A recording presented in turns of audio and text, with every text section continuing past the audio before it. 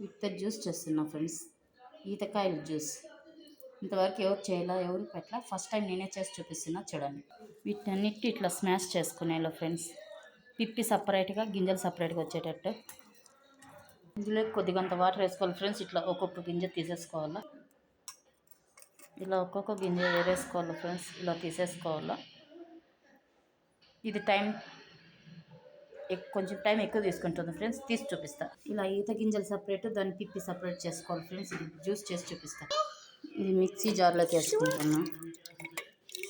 అలాగే చిన్న tea glass అని వాటర్ వేసుకున్నా ఫ్రెండ్స్. ఇది నేను ఫస్ట్ టైం చేస్తున్నా ఈతకాయలు జ్యూస్. ఇంతవరకు ఎవరు యూట్యూబ్లో చేసి పెట్టినా, నేనే పెడుతున్నా. నచ్చితే లైక్ చేయండి, షేర్ చేయండి, కామెంట్ పెట్టండి. అలాగే కొద్దిగంత షుగర్ వేస్తాను. మీకు నచ్చితే ఇందులో ఐస్ క్యూబ్స్ వేసుకోవచ్చు, లేదా ఐస్ క్రీమ్ అయినా వేసుకోవచ్చు. మీకు ఏది నచ్చితే అది వేసుకోవచ్చు ఫ్రెండ్స్. టేస్టింగ్గా ఎన్హాన్స్ అవ్వాలంటే ఐస్ క్రీమ్ వేసుకోండి, టేస్టింగ్గా బాగుంటుంది. లేదనుకో పాలనే గడ్డ గట్టించేసుకున్న కూడా టేస్ట్ ఎక్సలెంట్గా ఉంటుంది ఫ్రెండ్స్. నచ్చితే లైక్ చేయండి, షేర్ చేయండి, కామెంట్ పెట్టండి.